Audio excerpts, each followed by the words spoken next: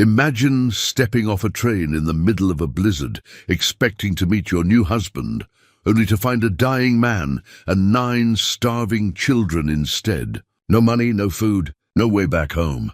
The temperature is dropping to 20 below zero, and you have exactly 3 days before the bank forecloses on everything. This is the story of how one woman's worst nightmare became the beginning of something extraordinary. A tale of survival, secrets, and the kind of courage that changes lives forever in the frozen wilderness of Montana Territory. 1889, before we jump back in, tell us where you're tuning in from, and if this story touches you, make sure you're subscribed, because tomorrow, I've saved something extra special for you. The train's whistle cut through the howling wind like a knife through fabric. 23-year-old Catherine Wells pressed her face against the frost-covered window, trying to glimpse her new home through the white chaos outside. 3 weeks ago, she had been a seamstress in Boston, living in a cramped boarding house and saving every penny. Now she was Mrs. Catherine Brennan, or would be once she actually met her husband. The marriage had been arranged through correspondence. 6 letters over 4 months, each one painting a picture of a prosperous ranch owner seeking an educated wife to help manage his household. James Brennan had written about his successful cattle operation, his comfortable home, and his need for a partner who could read and write, keep accounts and bring culture to the rough Montana frontier. What he hadn't mentioned were the 9 children. Catherine gathered her 2 worn carpetbags and the small trunk that contained everything she owned in the world. Her mother's silver brush and mirror set, carefully wrapped in her best dress. 3 books that had belonged to her father. Sewing supplies that represented her only real skill. Letters of recommendation from the Boston families she had worked for. All of it seemed pitifully inadequate for starting a new life in a place she had never seen. The train lurched to a stop at Frost Hollow Station, and Catherine's heart hammered against her ribs. Through the window, she could see nothing but swirling snow and the vague outline of a small wooden building that must have been the station house. No welcoming committee, no husband waiting with open arms. She stepped down from the train car into knee-deep snow, the cold hitting her like a physical blow. Boston winters were harsh, but this was something else entirely. The wind tore at her cloak and bonnet, and within seconds her face felt numb. Mrs. Brennan. A man's voice called out from somewhere in the white chaos.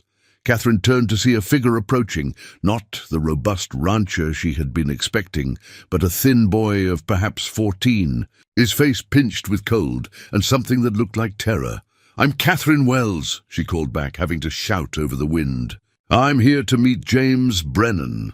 The boy reached her, his eyes red-rimmed and desperate. "I'm Daniel Brennan, ma'am. James's oldest. You need to come with me right now. Please." Something in his voice made Catherine's blood run colder than the temperature. "Where is your father?" "Dying, ma'am. The doctor says maybe hours, maybe days, but—" The boy's voice cracked. "Please, just come." Catherine's mind went blank with shock. Dying? How could he be dying? His last letter had arrived just 3 weeks ago, full of plans for their wedding and the spring planting season. There had been no mention of illness. Daniel grabbed her trunk with the desperate strength of panic and began hauling it through the snow toward a wagon that materialized out of the blizzard. Catherine followed, clutching her carpetbags, her carefully constructed future crumbling with every step. The wagon was ancient and listing to one side. The horse pulling it looked half-starved, its ribs visible even through its winter coat. Daniel threw her belongings in the back with shaking hands. "How far is the ranch?" Catherine asked, climbing up onto the wooden seat. 5 miles, Daniel replied, snapping the reins. The horse lurched forward reluctantly. "It should take about an hour in this weather, maybe more." As they left the tiny train station behind, Catherine tried to process what was happening. A dying husband, a boy who looked like he hadn't eaten a proper meal in weeks. A storm that was getting worse by the minute. She had traveled 2,000 miles, based on letters that now seemed like cruel fiction. "Daniel," she said carefully, "your father's letters never mentioned children. How many brothers and sisters do you have?" The boy's jaw tightened. 8, ma'am? Well, 7 brothers and sisters by blood, and 2 cousins that Pa took in after their parents died last spring. 9 children. Catherine's mind reeled. 9 children and a dying father, and apparently no mother in the picture, or Daniel would have mentioned her by now. "What happened to your father?" she asked. "Kicked by a horse 3 weeks ago," Daniel said, his voice hollow. "Broke his ribs, punctured something inside. Dr. Thornton came out from Silver Creek, said there was nothing to be done. Internal bleeding that won't stop." He glanced at Catherine, his young face aged beyond its years by responsibility and fear. "Pa dictated that last letter to me before he got too weak to think straight. Told me to make sure it got mailed, told me you'd be arriving today, told me—" His voice broke. "Told me you were our only hope." The wagon creaked and groaned as they pushed through the deepening snow. Catherine could barely see 10 feet ahead through the blizzard. The cold was seeping through her wool cloak, through her dress, into her very bones. She had never felt so completely out of her depth. "Tell me about your brothers and sisters," she said, partly to gather information and partly to keep Daniel talking, so he wouldn't notice her own rising panic. Daniel's shoulders sagged even further. "There's me, 14. Then Sarah, she's 12. The twins, Michael and Matthew, are 10. Emma's 8. Little Robert is 6. Grace is 4. And the baby, Joseph, he's barely 2, he paused. The cousins are Rebecca, she's 11, and Thomas, he's 9. Their folks died of fever last April." Catherine did the mathematics in her head. 9 children ranging from 14 to 2 years old, plus a dying father, in the middle of a Montana winter. No mention of any other adults, any hired hands, any support system whatsoever. Who's been caring for the younger children while your father's been ill? Me and Sarah, mostly. We've been trying to keep things going, but— Daniel's voice dropped to barely above a whisper. "Ma'am, I don't know what Pa told you in those letters, but things aren't good. They haven't been good for a long time." The wagon crested a small hill, and through a brief break in the snow, Catherine caught her first glimpse of what was supposed to be her new home. Her heart sank to her frozen feet. The Brennan Ranch wasn't the prosperous operation James's letters had described. The main house was a weathered log cabin with a sagging porch, its roof patched with mismatched boards. 2 smaller outbuildings leaned at dangerous angles, their doors hanging open in the wind. The barn looked like it might collapse under the weight of the snow accumulating on its roof. Fence posts tilted at random angles, and what should have been pastures were just empty expanses of white. "Where are the cattle?" Catherine asked, though she already knew the answer couldn't be good. "Sold off last fall," Daniel said flatly. "Had to pay debts. There's 3 cows left for milk, 2 pigs, some chickens that aren't laying because of the cold, and the horses." "That's it," Catherine's throat tightened. James Brennan hadn't just exaggerated his circumstances in those letters. He had constructed an elaborate fiction, luring her across the country to— What? Why would a dying man trick a stranger into coming to a failing ranch with 9 starving children? The wagon pulled up to the house, and Daniel jumped down, securing the horse with practiced efficiency despite his shaking hands. Catherine climbed down more slowly, her legs stiff from cold and shock. The front door opened and a girl appeared. Sarah, presumably. She was thin to the point of gauntness, her dress patched and repatched, her dark hair pulled back in a severe braid. Behind her, Catherine could see smaller faces peering out with huge, hollow eyes. "You came," Sarah said, and the relief in her voice was heartbreaking. "Pa said you would, but I wasn't sure." Catherine forced herself to climb the porch steps, to enter the house that smelled of sickness and desperation and wood smoke. The main room was larger than she expected, but nearly empty of furniture. A few rough chairs circled a stone fireplace, where a pathetic fire struggled to provide warmth. A table with mismatched legs held a few tin plates and cups. In the corner, on what looked like a pile of old blankets, lay a man who must have been James Brennan. He was unconscious, his face grey and sunken, his breathing shallow and laboured. A woman in a dark dress sat beside him, periodically dabbing his forehead with a damp cloth. She looked up when Catherine entered, her expression weary beyond measure. Dr. Patricia Thornton, she said, rising to her feet with obvious effort. You must be the mail order bride.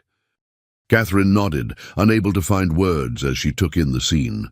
The 9 children had arranged themselves around the room's perimeter like frightened animals. The twins, Michael and Matthew, couldn't have been more different despite being identical in features. One stood protectively in front of the other. Emma, the 8-year-old, held baby Joseph on her hip with the ease of long practice, though her thin arms trembled with the effort. Little Robert pressed himself against Sarah's side, his thumb in his mouth. Grace, the 4-year-old, sat on the floor, playing with what looked like a corn-husk doll. The cousins, Rebecca and Thomas, stood slightly apart from the others, their faces blank with the practiced neutrality of children who had learned not to expect anything good. How long does he have? Catherine asked the doctor, her voice barely above a whisper. Dr. Thornton's face was grim. Hours, maybe a day at most. The internal bleeding has worsened. There's nothing more I can do. She pulled Catherine aside, lowering her voice. I assume James told you about the situation here? He told me nothing true, Catherine said flatly.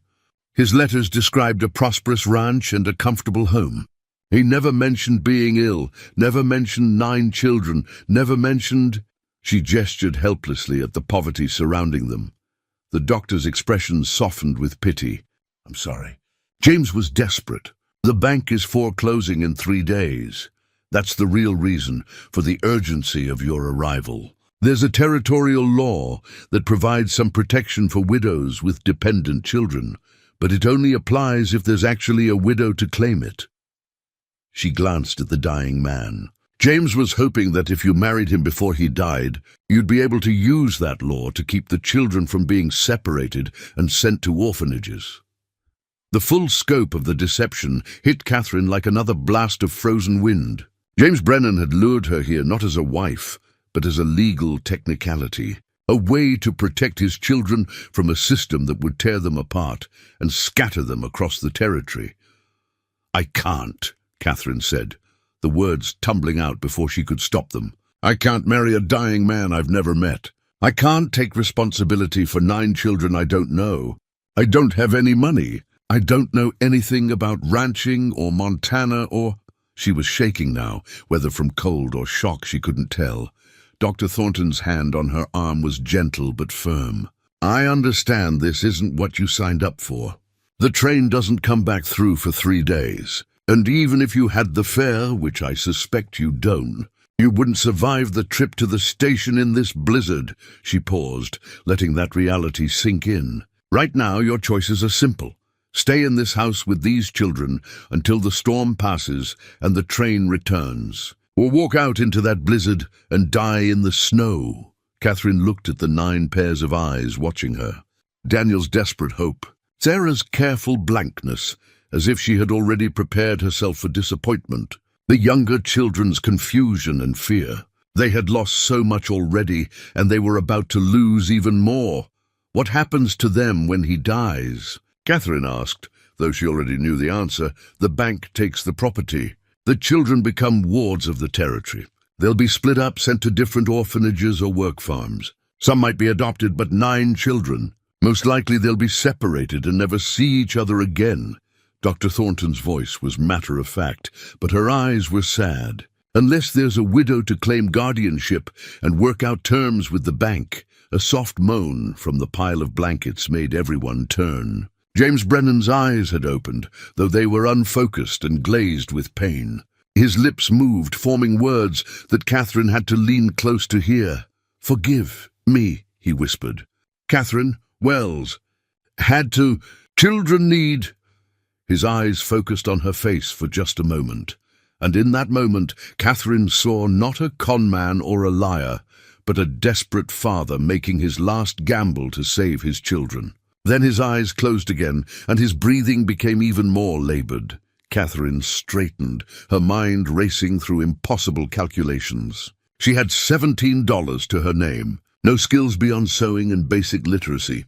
No knowledge of ranching or farming or surviving in a place where winter could kill you in minutes. 9 children who were strangers. A foreclosure notice that couldn't be stopped. A house that was barely standing. No food visible anywhere. This was insane. Impossible. She should wait out the storm and take the first train back to Boston. Back to her cramped boarding house room and her sewing work and her small, manageable life. But as she looked at those 9 young faces, she saw something that made her pause. Hope. Fragile and desperate, but real. Hope that she, a complete stranger, might choose to stay, instead of abandoning them to their fate. Catherine Wells had spent her entire life being practical, careful, and safe. She had learned early that the world didn't care about orphans or poor girls or anyone without money or position. She had built a life around that knowledge, keeping her head down and her expectations low. Now, standing in a freezing cabin on the edge of nowhere, surrounded by 9 children who needed a miracle, she made a decision that terrified and exhilarated her in equal measure. "Dr. Thornton," she said, her voice steady despite her shaking hands, "what exactly do I need to do to make this legal?" Preparing and narrating this story took us a lot of time, so if you are enjoying it, subscribe to our channel. It means a lot to us. Now back to the story. Dr. Thornton produced a marriage certificate from her medical bag with the efficiency of someone who had anticipated this exact scenario. The paper was already partially filled out, waiting only for signatures and a witness mark. "James had the county clerk prepare this last week," the doctor explained, spreading it on the rough wooden table. "He knew time was short. All we need is your signature, his mark. I can guide his hand if necessary, and my witness signature as a licensed physician." Catherine stared at the document. The ink was fresh, the official seal of Frost Hollow County pressed into the bottom corner. Marriage certificate. James Michael Brennan to Catherine Rose Wells. Date of marriage, February 14th, 1889. In different circumstances, there might have been irony in a Valentine's Day wedding. Now it just felt like another layer of unreality. "If I do this," Catherine said slowly, "what exactly am I agreeing to?" Dr. Thornton pulled out a second document. "This is a letter from the Territorial Court, signed by Judge Harrison Whitmore. It states that under Montana territorial law, a widow with dependent children has the right to petition for debt restructuring and property protection, provided she can demonstrate the ability to maintain the household and care for the minors involved." Demonstrate ability how? Catherine's practical nature was reasserting itself through the shock. "I have $17 and the clothes in my trunk. No income, no prospects, no knowledge of how to run a ranch." "The law doesn't require you to be wealthy," Dr. Thornton replied. "It requires you to be competent and committed. The bank can't foreclose immediately on a widow with 9 dependents. They have to give you 6 months to establish stability. That's not much time, but it's something." She paused. "Of course, the law only applies if you're actually a widow. If James dies and you're not married to him, the children have no protection at all." Sarah had moved closer during this conversation, her thin face tight with controlled desperation. "Please," she whispered, "I know it's not fair to you. I know Pa lied. But we'll work hard, I promise. Daniel and me, we can handle most things. We just need—" Her voice broke. "We just need someone to be the grown-up. Someone to sign the papers and talk to the bank and keep them from taking us away." Catherine looked at the girl, 12 years old and already carrying the weight of a household on her shoulders. Behind her, the other children watched in silence. Even baby Joseph seemed to sense the gravity of the moment.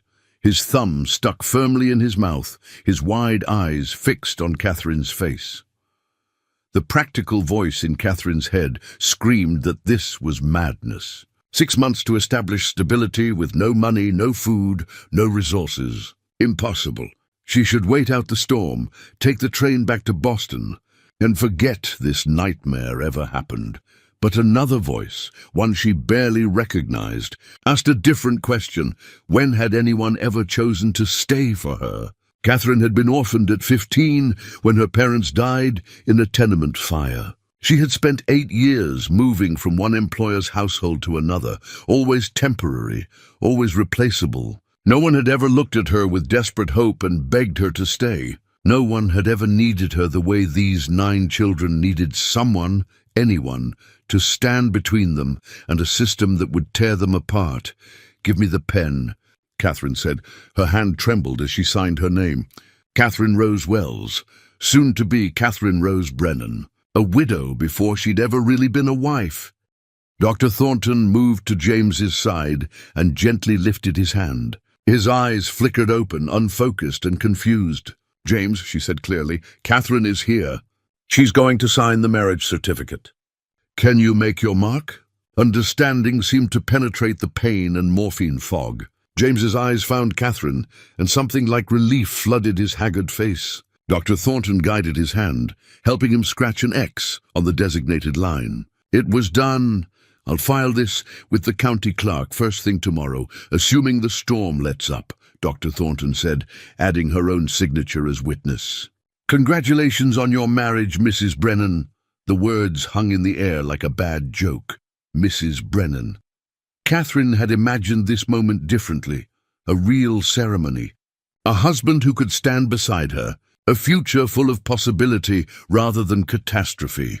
James's breathing had become more labored, each inhale a rattling struggle. Dr. Thornton checked his pulse and shook her head minutely. "Not long now. Hours at most. What do I do?" Catherine asked, feeling panic rising again. "Keep him comfortable. There's laudanum, if the pain becomes too severe, but honestly I don't think he's conscious enough to feel much anymore." Dr. Thornton began packing her medical bag. "I need to try to get back to town before the roads become completely impassable. My other patients will need checking on. You're leaving?" Catherine couldn't keep the fear from her voice. "I have to. But Sarah knows how to care for him in his final hours." "You won't be alone." Dr. Thornton pulled on her heavy coat and mittens. "I'll be back in 3 days with the filed marriage certificate and to help you deal with the bank. Until then, try to keep everyone warm and fed." Fed. The word triggered a realization that had been building in the back of Catherine's mind. She had seen no food anywhere in the house, no supplies in the kitchen area, no stores visible in the corners where such things should be kept. "Dr. Thornton," Catherine said urgently, "where is the food?" The doctor's face said everything before her words did. "There isn't any." James sold everything he could over the past months, trying to pay debts and buy medicine. The children have been living on watered-down milk and whatever small game Daniel could trap. She glanced at the huddled children. "I've been bringing what I can from town, but my own supplies are limited and the storm has shut everything down." Catherine felt the floor tilt beneath her feet. 9 children, no food. A blizzard raging outside. A dying man who would soon be a corpse. And she had just signed papers, making all of this her responsibility. How long will the storm last? Could be 3 days, could be a week. These February blizzards are unpredictable. Dr. Thornton's expression was sympathetic, but firm. "I'm sorry, Mrs. Brennan. I know this isn't what you expected, but those children need you now, and there's no one else."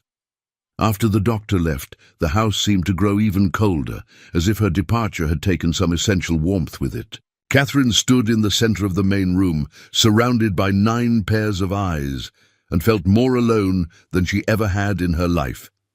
"Mrs. Brennan." Sarah's voice was small and uncertain. "What should we do? What should they do?" Catherine had no idea. She was a seamstress from Boston who knew how to take in a waistline and darn a sock. She didn't know anything about dying men or Montana winters or keeping 9 children alive with no food, but she knew how to assess a situation and prioritize problems. It was a skill learned from years of managing difficult employers and impossible demands. "First things first. Daniel," she said, forcing her voice to sound more confident than she felt, "show me what resources we actually have. Every bit of food, every supply, everything that might be useful." The inventory was devastating. 3 elderly milk cows in the barn, giving barely enough milk for the children. 2 pigs that were themselves half-starved. A dozen chickens that had stopped laying because of the cold. Half a barrel of flour that smelled slightly off. A small tin of salt. Some dried beans that looked like they'd been sitting for years. A little lard. And that was it. "How have you been feeding everyone?" Catherine asked Daniel as they stood in the nearly empty root cellar. "We haven't been, not really," Daniel admitted, his voice hollow. Sarah makes a thin soup from the flour and whatever milk the cows give. Sometimes I can trap a rabbit or a bird. The little ones get most of what there is. He didn't say what that meant for him and Sarah, but Catherine could see it in their gaunt faces. Back in the house, Catherine found Sarah trying to start a soup with the last scraping of flour and a cup of milk that looked more grey than white. The younger children sat silently, their hungry eyes following Sarah's every movement. Catherine's mind raced through possibilities. 9 children plus herself meant 10 mouths to feed for possibly a week or more. The flour wouldn't last 2 days. The milk from 3 nearly starved cows wouldn't sustain them. The chickens were useless. Trapping in a blizzard was impossible. They were going to starve. The realization hit her with brutal clarity. She had signed papers making herself responsible for 9 children, and she was going to watch them starve to death in front of her because there was simply no food and no way to get any. Mrs. Brennan, it was Rebecca, the 11-year-old cousin, speaking for the first time. Pa used to say that pioneers survived on things city folk would never think of eating. Catherine looked at the girl, seeing intelligence in those hollow eyes. What kind of things? Pine bark can be boiled and eaten. The inner layer, not the outer. And rose hips have vitamins. Cattail roots from the pond. If we can get to them through the ice. Rebecca's voice was steady, reciting information like a lesson learned by rote. Pa taught us survival skills before he and Ma got sick. Daniel was nodding. I know where the cattail pond is. It's only about a quarter mile past the barn. The blizzard's bad, but I could probably make it there and back if I had a rope tied to the house. Absolutely not, Catherine said firmly. We're not risking anyone's life. We're going to die anyway if we don't eat, Daniel interrupted, his young face hard. At least this way we're trying. He was right, and Catherine hated that he was right. She looked around at the children, thin, hungry, desperate, and made another decision that terrified her. We all go, she said. We rope ourselves together, we move as a group, and we gather whatever we can find. Daniel and Rebecca, you know what's edible. Sarah, you help with the little ones. We work fast, we work smart, and we all come back together.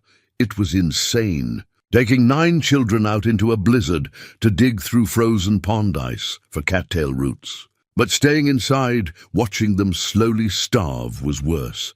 They bundled up in every piece of clothing they could find. Catherine tore strips from her spare petticoat to make hand coverings for the smaller children. Daniel found rope in the barn and tied them together in a line, himself in front. Then the older children. Then Catherine with baby Joseph strapped to her back with a shawl, and Sarah bringing up the rear with little Grace. The moment they stepped outside, the wind nearly knocked them over. The snow was coming down so thick that Catherine couldn't see Daniel at the front of the line, just a vague shape in the white chaos. The cold was beyond anything she had experienced, sharp and vicious, finding every gap in their inadequate clothing. They moved forward, following Daniel's lead. Catherine counted steps, trying to maintain some sense of direction. 20 steps, 40, 60. Baby Joseph whimpered against her back, and she pressed her hand against him, trying to share what little body heat she had, a shout from the front of the line. They had reached the pond. Through the swirling snow, Catherine could see a flat white expanse that must have been ice. Daniel was already on his knees, using a rock to chip at the frozen surface. Cattails should be right here, Rebecca called out, dropping beside him. Help me dig!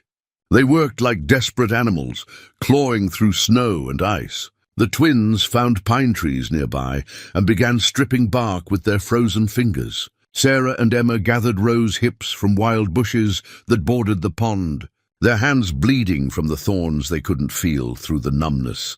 Catherine held baby Joseph and little Grace, trying to shield them from the worst of the wind while keeping the rope line secure. Her face felt frozen, her fingers too numb to flex. They had been outside perhaps 15 minutes, and already she could feel the deadly cold seeping into her bones. Got them! Daniel's triumphant shout barely carried over the wind. He held up a handful of thick, pale roots. We need more. Keep digging! They worked until Catherine could no longer feel her hands, until the children's lips were blue and their movements sluggish. Finally, when she judged they had as much as they could safely carry, she shouted for everyone to head back. The return journey was worse. The wind had shifted, blowing directly into their faces. Several times Catherine lost sight of Sarah at the rear of the line and had to stop, pulling on the rope until the girl's face emerged from the white chaos. Grace was crying, and Robert had gone quiet in a way that frightened Catherine more than tears would have. But they made it. One by one they stumbled back through the door of the cabin, collapsing on the floor in a tangle of frozen limbs and precious resources. Catherine's entire body shook with cold as she frantically checked each child, looking for signs of frostbite. "Fingers and toes, everyone," she ordered through chattering teeth. "Move them, make sure you can still feel them." Miraculously, everyone seemed intact. Cold to the bone, exhausted and frightened, but alive and whole. Catherine looked at the pile of cattail roots, pine bark and rose hips they had gathered. It wasn't much, but it was something. As Sarah built up the fire and began preparing their scavenged meal, Catherine noticed that James had stopped breathing. She approached the pile of blankets and confirmed what she already knew. Sometime during their desperate expedition, James Brennan had died. She should feel something, she thought. Grief, or relief, or at least some acknowledgement of the significance. But all she felt was exhausted and cold, and desperately worried about how she was going to keep 9 children alive until the storm passed. "He's gone," she said quietly to Daniel, who had come to stand beside her. The boy nodded, his face expressionless. "Should we do something?" "We'll move him to the barn once the storm breaks," Catherine decided. "It's cold enough that, well, we have time. Right now the living need our attention more than the dead." It was a harsh truth, but Daniel seemed to accept it. He helped Catherine cover James's body more fully with blankets, a temporary measure until proper burial could be arranged. That night they ate boiled cattail roots, pine bark soup, and rose hip tea. It was the most unappetizing meal Catherine had ever consumed, but the children ate with the focused intensity of genuine hunger. Even baby Joseph managed to swallow some of the soft cattail. Root that Sarah mashed for him. As the children settled down for sleep, all of them huddled together in the main room where the fire provided the only warmth. Catherine sat at the table with the marriage certificate and tried to comprehend what she had done 24 hours ago. She had been on a train, nervous but excited about her new life. Now she was a widow with 9 dependent children, no food, no money, no prospects, and a bank foreclosure hanging over her head. She should be terrified. She was terrified, but underneath the terror was something else, a strange, fierce determination that she barely recognized. These children had survived this long against impossible odds. They deserved better than to be split up and scattered to the winds because no adult would fight for them. Catherine might not have any idea what she was doing, but she knew one thing with absolute certainty.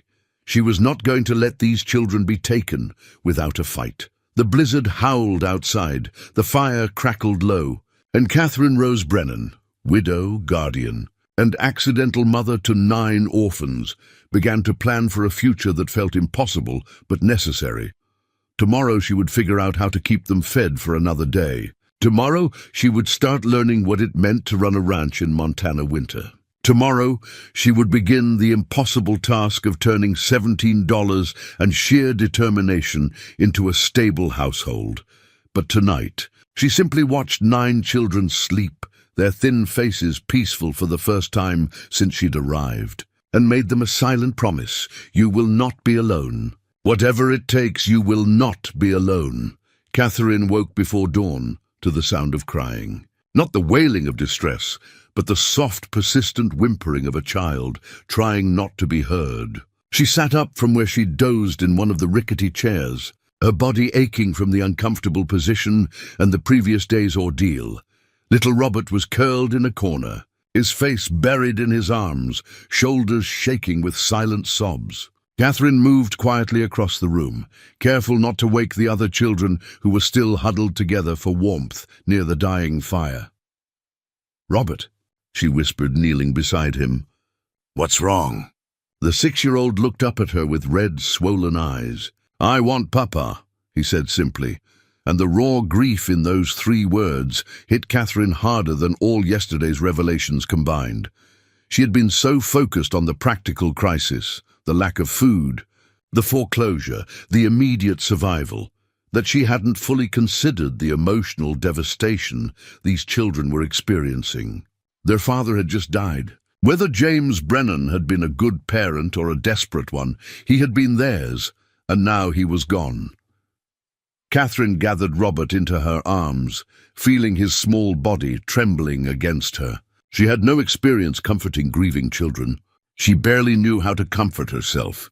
But she held him and let him cry, because sometimes that was all anyone could do. "I know," she murmured. "I know it hurts. I'm so sorry." One by one, the other children began to wake. Sarah was first, immediately moving to rebuild the fire with practiced efficiency. Then Daniel, his face drawn and older than his 14 years. The twins emerged from their shared blanket like 2 halves of a whole. Emma lifted baby Joseph, checking his diaper with the casual competence of someone who'd been doing this for years. No one spoke about James's body in the corner, covered respectfully with blankets. But Catherine could see the weight of it in their movements, the careful way they avoided looking in that direction. "We need to talk," Catherine said once everyone was awake. She positioned herself where she could see all 9 faces. "Your father died yesterday. I know you're hurting, and I know this is terrible, and I wish I could make it better. But right now, we have bigger problems that can't wait." Daniel nodded slowly. The bank, yes. But also food, warmth, and getting through this storm." Catherine took a breath, organizing her thoughts. "Dr. Thornton will be back in 3 days with the filed marriage certificate. That gives us legal protection for 6 months, time to prove we can maintain this household. But 6 months means nothing if we can't survive the next 3 days. We have the cattail roots and bark from yesterday," Sarah offered, her voice small. "Which will last maybe 2 days if we stretch it thin," Catherine replied. "We need more. We need a plan. And we need everyone working together because She paused, choosing honesty over false confidence. "I don't know what I'm doing. I've never run a ranch or survived a Montana winter or cared for 9 children. What I do know is how to organize, how to prioritize, and how to work hard. But I need your help. You know this place and this life better than I ever will." The children exchanged glances, surprised by her admission. Catherine suspected they were used to adults who pretended to have all the answers. "Rebecca," Catherine continued, "yesterday you knew about edible plants. What else do you know about winter survival?" The 11-year-old cousin straightened slightly, unused to being addressed directly. "Pa taught me and Thomas lots of things before he died. How to read animal tracks, how to find water under ice, how to make snares for small game. Thomas is better at the tracking than me, but I remember most of what Pa said about plants and shelter." "Thomas?" Catherine turned to the 9-year-old boy, who hadn't spoken since she arrived. Thomas looked at the floor, his voice barely audible. "I can set snares. Did it last winter when Pa was sick. Caught 3 rabbits in 4 days. Can you do it in this weather?" "Storm's dying down," Daniel interjected, moving to the window where weak morning light filtered through gaps in the shutters. "Still snowing, but not like yesterday. If Thomas goes with me, we could check the tree line, set snares in places animals shelter during storms."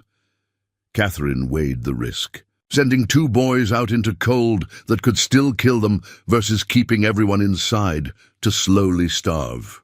"You go together, you stay roped, and you're back in 2 hours maximum. If the weather worsens at all, you come straight back. Understood?" Both boys nodded, already moving to gather their inadequate winter gear.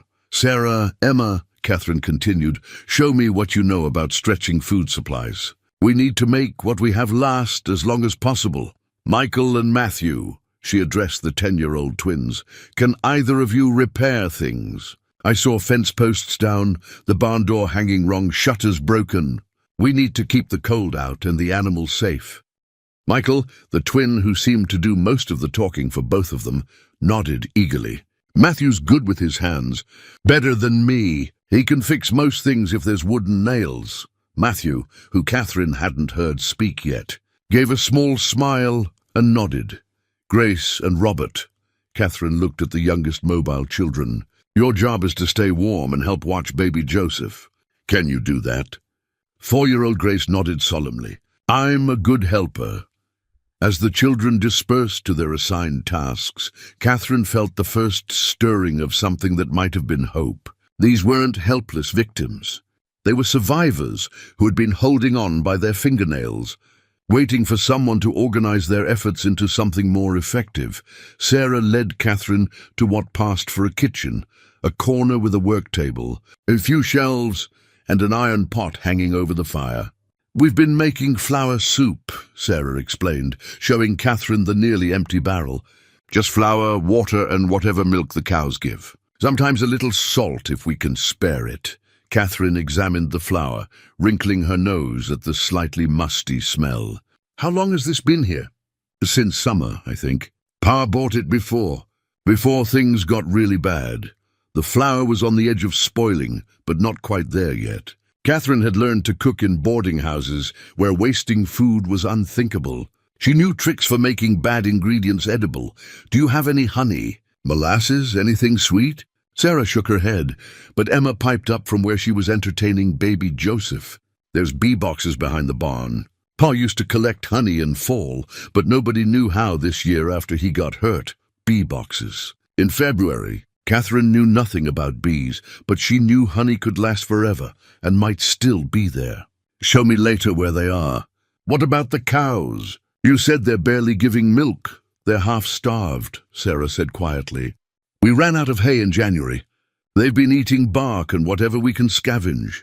Catherine thought about the 3 elderly cows that represented their only reliable food source. If the cows died, the children would have no milk at all. What did you feed them before the hay ran out? Papa bought hay from the Hutchison Ranch about 10 miles south. But we don't have money for more, and I don't think they'd sell to us anyway. Papa owed them money, a debt situation. Catherine filed that away for later consideration. Right now, she needed to focus on immediate survival. The cows need to eat or they'll die. What grows wild around here that they could digest? Sarah looked uncertain, but Rebecca appeared at Catherine's elbow. Willow bark, the girl said. Cows can eat willow bark and survive on it for a while. It's not as good as hay, but it's better than nothing. There's willow trees down by the cattail pond. More expeditions into the cold, but necessary ones. Catherine was beginning to understand that Montana winter survival meant constantly calculating which risks were worth taking. Daniel and Thomas returned within the promised 2 hours. Half-frozen but successful, they had set 6 snares in strategic locations and found something even more valuable, a deer carcass. Recently killed and partially eaten by wolves or mountain lions, most of the meat's gone, Daniel explained, as they hauled the frozen remains into the barn, away from James's body. But there's still some on the bones, and we can use the hide and sinew. Rebecca and Thomas, their pa taught them how to process game. Catherine stared at the gruesome carcass, her city-bred sensibilities recoiling. But her practical nature overrode the disgust. This was food, materials, survival. Rebecca, Thomas, show us what to do. The cousins approached the carcass with confidence that surprised Catherine. Rebecca pulled out a small knife, the only blade they seemed to own, and began explaining the process with the detachment of someone reciting a school lesson. You scrape the remaining meat off carefully. Waste nothing. The bones can be boiled for broth. That's where most of the nutrients are anyway. The hide needs to be cleaned and stretched, but in this cold, it'll keep until we have time to tan it properly. Sinew dries into strong thread for sewing and repairs. For the next several hours, Catherine received a brutal education in frontier survival. She learned how to scrape frozen meat from bone without wasting precious calories. She learned that bone broth could simmer for days, getting progressively weaker but still providing some nutrition. She learned that deer hide, properly processed, could patch holes in walls and make warmer coverings than the threadbare blankets they'd been using.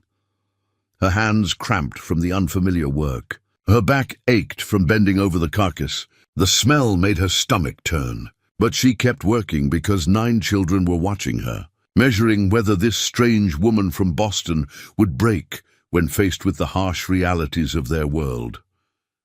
By midday, they had extracted every usable bit from the deer carcass and had a pot of bone broth simmering over the fire. It smelled better than anything Catherine had encountered since arriving, and she saw the children's eyes following the pot with desperate hunger. "Sarah, can you mix some of that old flour into the broth? Make it thicker, more filling?" Sarah nodded and began carefully adding small amounts of flour, stirring constantly to prevent lumps. The result wasn't elegant, but it was food, real. Substantial food that would fill their bellies and provide actual nourishment. When Catherine finally ladled out portions, giving the largest shares to the smallest children, she saw something shift in the children's faces. Hope real and tangible. They had been living on scraps and watered-down milk for so long that this simple meal felt like abundance. Even baby Joseph, who had been listless and quiet since Catherine's arrival, perked up after eating, his cheeks taking on a slightly less hollow appearance. That afternoon, while the children rested and the storm continued its slow abatement, Catherine conducted a thorough inventory of everything they owned. It was depressing but necessary. The house itself was in terrible condition, gaps in the walls letting in cold air, a roof that leaked in several places, shutters hanging broken on leather hinges. The barn was worse, its roof sagging dangerously under accumulated snow. The outbuildings were barely standing. For tools they had 1 axe with a loose head, 2 shovels in poor condition, a hammer with a cracked handle, a small collection of bent nails, the single knife Rebecca had used on the deer, and an assortment of rope in various states of decay. For animals, 3 milk cows named Bessie, Molly and Star, all elderly and malnourished, 2 pigs, 1 pregnant, a dozen chickens that had stopped laying, 2 horses, the wagon horse that had brought Catherine from the station, and an older mare named Ginger. For household goods, mismatched tin plates and cups, 2 pots for cooking, 3 spoons, 2 forks, a collection of cracked bowls, a few candles, 1 lantern with a small amount of oil, blankets that were more holes than fabric. For currency, Catherine's $17 plus a small tin box she found hidden under James's makeshift bed, containing $3.47 in coins. $20.47 total to sustain 10 people for 6 months. The numbers were impossible. Even if they could survive on scavenged food and bone broth, they needed supplies they couldn't make themselves. Salt, some kind of grain for the animals, candles for light, medicine if anyone got sick, and somehow they needed to pay down enough debt to convince the bank they were viable. Catherine sat at the rickety table, staring at her inventory list, and felt the weight of impossibility crushing her. This wasn't a problem she could sew her way out of or solve with clever organization. This required resources they simply didn't have. "Mrs. Brennan," Daniel appeared at her elbow. "Can I ask you something?" "Of course. Why did you stay?" The boy's voice was genuinely curious, not accusing. "You could have waited out the storm and taken the train back to Boston. Why sign those papers for people you don't even know?" Catherine considered the question. Why had she stayed? Because 9 children were looking at her with desperate hope? Because walking away felt like becoming the kind of person she'd always despised? Because some irrational part of her wanted to prove she could handle something bigger than hemming dresses and taking orders? "I don't know," she admitted finally. "Maybe I'm just stubborn or stupid. Or maybe," she paused, searching for words, "maybe I was tired of being someone who always played it safe. Someone who never took risks because she couldn't afford to fail." Daniel nodded slowly, processing this. "Are you scared?" "Terrified," Catherine said honestly. "Me too," the boy replied, "but less than yesterday. Yesterday I thought we were going to die or get separated. Today we have deer broth and someone who knows how to make plans." He managed a small smile. "That's an improvement." Catherine looked at this 14-year-old boy who had been carrying impossible burdens and felt something fierce settle in her chest.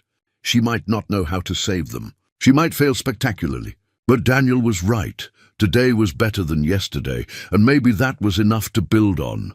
"Tomorrow," she said, "we're going to go through every inch of this property and find things we can sell or trade. Then we're going to figure out exactly how much the bank says you owe and what it'll take to convince them we're worth the risk. And then we're going to make a plan that gets us through the next 6 months, and if we can." Catherine met his eyes steadily. "Then we'll have failed trying everything possible instead of giving up without a fight. Sometimes that's the best you can do." That night, as the children settled down with full stomachs for the first time in weeks, Catherine sat by the dying fire and allowed herself a moment of quiet panic. She had no idea what she was doing. Every decision felt like a guess. The odds were overwhelming, and failure meant 9 children scattered to institutions or work farms where they'd be separated and forgotten. But for tonight, they were warm. They were fed. They were together. And tomorrow, she would figure out the next step, then the next. Until either they made it through or ran out of options. Catherine Rose Brennan, accidental widow and guardian to 9 orphans, added another log to the fire and began planning for a tomorrow that felt impossibly far away. The storm broke on the 3rd morning, revealing a world transformed by snow. Drifts reached halfway up the barn walls, and the fence posts Catherine had seen listing now disappeared entirely beneath white mounds. The sky was a brilliant, painful blue, the kind of clarity that came after nature had spent its fury. Catherine stood on the sagging porch, surveying the property in full daylight for the first time. What she saw was both better and worse than she'd imagined. The ranch encompassed more land than she'd realized, maybe 100 acres stretching toward distant mountains. But most of it was unusable, without animals to graze it or crops to plant it. The main house, barn, and 2 outbuildings formed a rough square around a central yard that was now a sea of snow. Behind her, she could hear the children stirring. Daniel had already gone to check his snares and reported 2 rabbits caught, a small victory that meant protein for today's meals. Zara was attempting to milk the cows, though they were giving less each day, despite the willow bark Daniel and Thomas had harvested. Mrs. Brennan? It was Rebecca, bundled in layers of inadequate clothing, her breath forming clouds in the frigid air. "If the storm's over, shouldn't we do something about Mr. Brennan?" Catherine had been avoiding that thought. James's body had been in the barn for 3 days now, preserved by the cold, but still a problem that needed addressing. "You're right. We need to prepare him for burial, but the ground is frozen solid. We'll have to wait for a thaw. My real pa, used to say they kept bodies in snow caves until spring sometimes," Rebecca offered. "Built a kind of cairn of rocks and snow. Kept animals away until proper burial could happen. It was a grim solution, but practical." Catherine was learning that frontier life required accepting harsh realities without the cushion of civilization's niceties. "Can you and Thomas help me with that after breakfast?" The girl nodded, then hesitated. "Mrs. Brennan, I've been thinking about your problem." "The money problem?" "Oh?" Rebecca pulled a small, battered notebook from her pocket. "I've been keeping track of things since Papa and Mama died. Mr. Brennan, James, he was a good man, but he wasn't good with planning. He'd sell things without thinking about what he'd need later. But before he sold everything, there were things here. Valuable things." Catherine's attention sharpened. "What kind of things?" "Mama had silver. Just a few pieces, but real silver from her grandmother. James said he was going to sell it, but I don't think he ever did.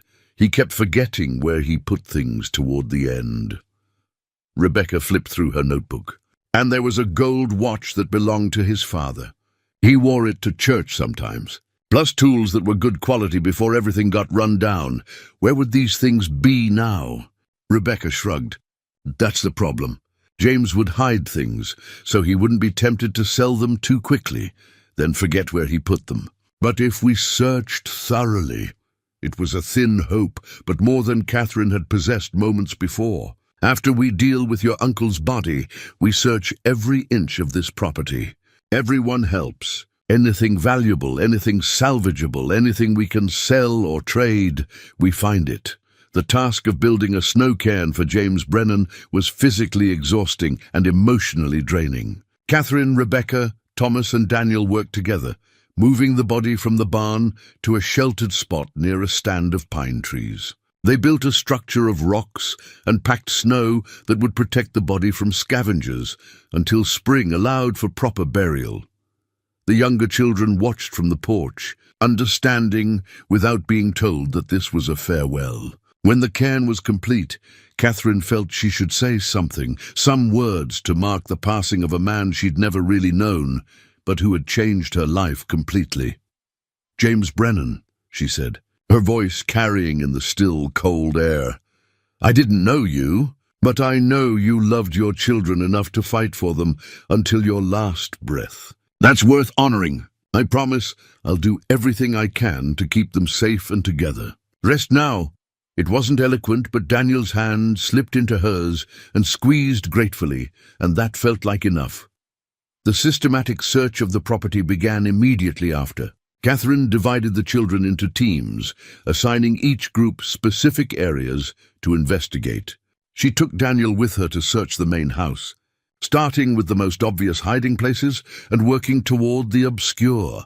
They found the gold watch first, tucked inside a coffee tin behind a loose board in what had been James's bedroom. It was beautiful, ornate scrollwork on the case, still ticking faithfully despite its owner's death. Catherine had no idea of its value, but gold was gold. In the kitchen area, Sarah discovered a small wooden box wedged between the wall and a cabinet. Inside were 3 silver spoons, tarnished but real, and a silver picture frame containing a faded photograph of a young couple, James and his first wife. Catherine assumed the twins, searching the barn with Emma supervising, found a leather saddlebag hidden in the hayloft. Inside were tools, a good saw, a set of chisels, a plane for woodworking, all quality implements that James must have hidden away before his desperate selling spree. Thomas, investigating the outbuildings, discovered something unexpected, a small forge with blacksmith tools. It was covered in rust and hadn't been used in years, but the anvil was solid and the hammers, tongs and other implements were salvageable. Did James do blacksmith work? Catherine asked Daniel. His father taught James when he was young, but James preferred ranching, so he let the forge sit. Daniel examined the tools with interest. These could be worth something to the right person. By afternoon, they had assembled an impressive collection on the main room table. The gold watch, 4 silver spoons, the silver picture frame, quality woodworking tools, blacksmith equipment, a set of leather tack that was worn but repairable, a bolt of fabric, wool, good quality, that had somehow survived the selling spree, 2 oil lanterns that worked, a compass, a pocket knife with a mother-of-pearl handle.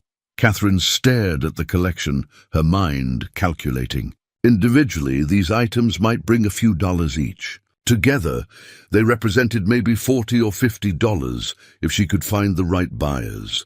Combined with their $20 in cash, that gave them perhaps $70 total. The question was, how much did they owe? "Daniel," Catherine said, "did your father keep any paperwork? Records of debts, bank notices, anything official?" The boy thought for a moment. "There's a box under the bed where he kept important papers. I can get it." The box yielded a collection of documents that painted a picture of progressive financial collapse. Catherine spread them across the table, organizing by date and creditor.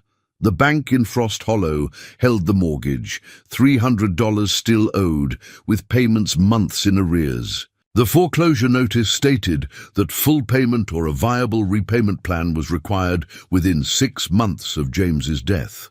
But the bank wasn't the only creditor. There were bills from the general store in town, $60 for supplies bought on credit. A debt to the Hutchison Ranch for hay, $40. Money owed to Dr. Thornton for medical care, $25. Smaller debts to various tradespeople and neighbors. Catherine did the arithmetic and felt her stomach sink. Total debts, $430. Total assets, approximately $70 if they could sell everything they'd found, plus whatever the livestock might bring. They were short by $360 with no source of income. Mrs. Brennan. Sarah had been reading over Catherine's shoulder. What does this mean? Catherine chose honesty. It means we're in serious trouble. Even selling everything we found today, we don't have enough to satisfy the debts. The bank will foreclose and... She didn't finish. The children knew what happened next. There has to be something else, Daniel said desperately. Something we missed. Some way to earn money. Catherine looked around the room at 9 faces, depending on her to find a solution she didn't have. Then her eyes fell on the bolt of wool fabric they'd discovered.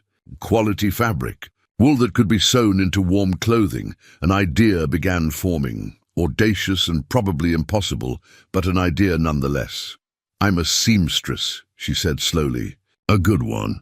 In Boston, I worked for wealthy families who paid well for quality work. She picked up the fabric, feeling its weight and texture. This is good wool, and wool garments are valuable in a place where winter can kill you. You want to sew clothes. Rebecca looked skeptical. Who would buy them? Everyone around here is as poor as us. Not everyone. Dr. Thornton isn't poor. She's a professional with income. And she mentioned other patients, which means there are people in Silver Creek and the surrounding area who can afford to pay for quality goods. Catherine's mind was racing now, seeing possibilities.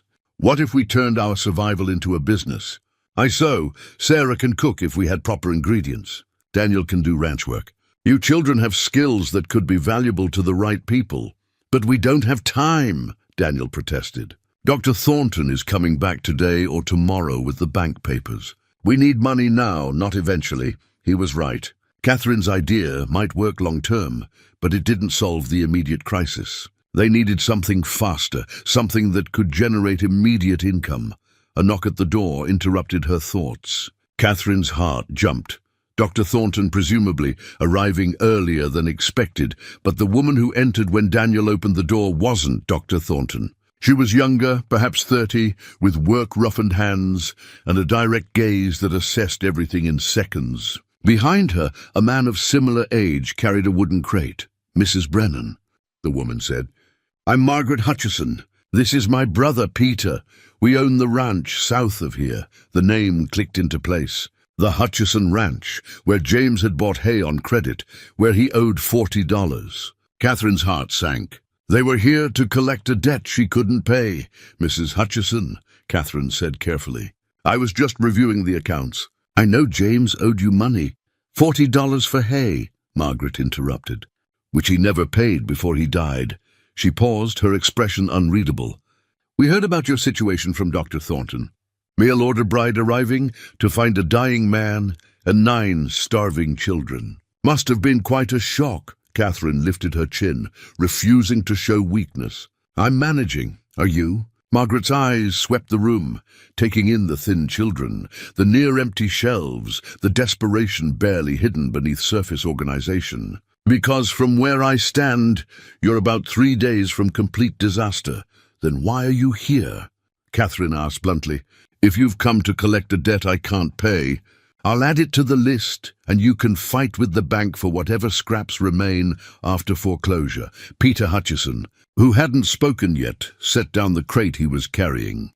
We're not here to collect. We're here to make an offer. Catherine's eyes narrowed. What kind of offer? Margaret moved closer to the table where Catherine had laid out the found treasures and debt paperwork. We knew James Brennan for 15 years. He was a good neighbor when times were good, and he helped us when we were starting out. We don't forget that. She picked up the gold watch, examined it, set it down. $40 for hay. We're willing to call that debt paid, in exchange for work. Work? Catherine repeated. We need help at our ranch, Peter explained. Spring planting is coming, and we're short-handed. The boy, Daniel, he knows ranch work. If he works for us through spring and summer, we'll consider the hay debt settled. He'd live at home, work 6 days a week, and we'd provide 1 meal a day plus a small wage. Maybe $2 a week. Catherine's mind raced through the implications. $40 of debt erased, plus $16 earned over 8 weeks. That was $56 closer to solvency. But it meant Daniel working grueling hours at age 14 and the family losing his help around their own property. "And before you think we're being charitable," Margaret added, "we're not. We need the help, and Daniel's strong enough to be useful. This is a business arrangement. What about the other children?" Catherine asked. "Do you have work for any of them?" Peter shook his head. Too young for ranch work. But Margaret here had another thought. Margaret pulled items from the crate her brother had carried. Fresh bread, a sack of potatoes, some dried beans, a small tin of tea. "These are yours, regardless of whether you accept our offer." "But I'm also here because I heard you're a seamstress." Catherine nodded cautiously. "My daughter is getting married in 8 weeks," Margaret continued. "I want a proper wedding dress for her, not some mail-order thing that doesn't fit right. If you can make a dress that's worth wearing, I'll pay $30. $30 for a wedding dress." It was generous, probably more generous than the work warranted, but Catherine understood this for what it was. Margaret Hutchison was offering a lifeline disguised as business. "I'd need to meet your daughter, take measurements, understand what she wants," Catherine said. "And I'd need materials. I'll provide the fabric and thread. You provide the skill and time." Margaret extended her hand. "Do we have a deal?" Catherine looked at Daniel, who was staring at the crate of food with barely concealed hunger. She thought about $40 of debt erased, $30 earned, plus $16 in wages. $86 total, bringing them to $156 against $430 owed. Still short, but substantially less impossible than before. "We have a deal," Catherine said, shaking Margaret's hand firmly. After the Hutchisons left, the children fell on the food like starving animals, which, Catherine reflected, they essentially were. Real bread, potatoes that could be cooked dozens of ways, beans that would provide protein for weeks. Why did she do that? Sarah asked between bites of bread. "We're nothing to her." "Your father helped them once," Catherine replied. Some people remember kindness, but privately, Catherine suspected it was more than that. Margaret Hutchison had recognized in Catherine something worth investing in. Maybe competence, maybe determination, maybe just someone desperate enough to work exceptionally hard. Whatever the reason, the Hutchisons had thrown them a rope when they were drowning. Now Catherine just had to figure out how to climb it. That evening, as the children slept with full stomachs for the second night in a row, Catherine sat at the table and revised her calculations. $156 in assets and immediate income. $274 still needed. 6 months to produce it. She would need to sew more than one wedding dress. She would need to find other work, other opportunities, other ways to generate income. The children would need to contribute what they could. It would require every skill they possessed and probably some they hadn't discovered yet. But for the first time since stepping off that train, Catherine felt like survival might actually be possible. Not probable, not even likely, but possible. And possibility was enough to build on. Tomorrow, Dr. Thornton would arrive with the filed marriage certificate and the official terms of the bank's forbearance. Tomorrow they would learn exactly what the bank required and what timeline they faced. Tonight, Catherine allowed herself to believe that 9 orphans and 1 desperate widow might actually have a fighting chance. Dr. Thornton arrived mid-morning in a sleigh pulled by a sturdy draft horse, the vehicle's runners cutting clean lines through the snow. She wasn't alone. A tall man in an expensive wool coat accompanied her, carrying a leather satchel that could only contain official documents. Catherine watched them approach from the window, her stomach knotting with apprehension. This was the moment that would determine everything, whether her marriage to James Brennan would actually protect the children, or whether it had all been for nothing. "Daniel," she said quietly, "gather everyone in the main room. Clean faces, neat as possible. We need to look like a functioning household." The children assembled quickly, understanding without being told that this meeting mattered. Sarah had used their precious water to wash the younger ones' faces. Rebecca had attempted to comb Grace's tangled hair. The boys stood in a rough line, their thin frames hidden beneath layers of patched clothing. When Dr. Thornton knocked, Catherine opened the door with as much dignity as she could muster. Doctor, please come in. The physician entered, followed by the tall man who removed his hat to reveal silver hair and sharp, assessing eyes. Mrs. Brennan, Dr. Thornton said, this is Mr. Leonard Griffin, president of the Frost Hollow Bank and Trust. Griffin's gaze swept the room, cataloguing everything, the patched walls, the meager furniture, the 9 thin children, the nearly empty shelves. Catherine could see him making calculations, determining whether this household represented a viable investment or a lost cause. Mr. Griffin, Catherine said, keeping her voice steady.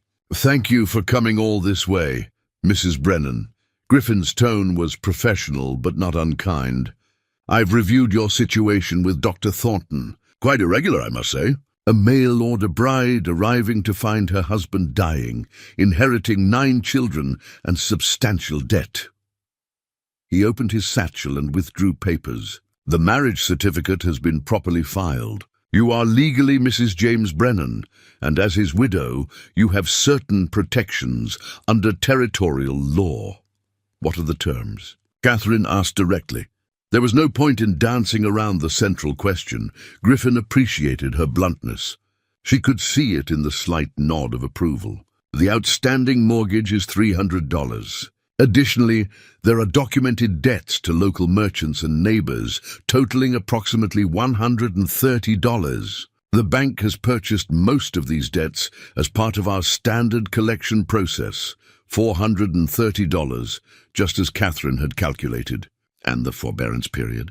6 months from today, you must demonstrate the ability to make regular mortgage payments and show progress toward debt reduction. Griffin pulled out another document. Specifically, we require a payment of $100 within 6 months, plus a viable plan for paying the remaining balance within 2 years. You must also maintain the property and provide adequate care for the dependent children, $100 in 6 months. Catherine's mind raced through the calculations. The Hutchison arrangement would bring $86. That left $14. Achievable, but only if everything went perfectly and no emergencies arose. What constitutes adequate care for the children? She asked. They must be clothed, fed, and educated according to territorial standards. The county will send an inspector in 3 months to assess the situation. Griffin's expression softened slightly. Mrs. Brennan, I'll be frank with you. The bank's board was inclined to foreclose immediately. The property isn't worth much, and 9 orphans represent an enormous liability. But Dr. Thornton advocated strongly on your behalf, and territorial law does provide some protection for widows with dependents. Dr. Thornton spoke up. I told Mr. Griffin about your background as a seamstress and your organizational skills. I also mentioned that you'd already secured work with the Hutchison Ranch. Griffin nodded. That arrangement shows initiative. However, you must understand the bank's position. We're taking a substantial risk. If you fail to meet the terms, foreclosure will proceed immediately.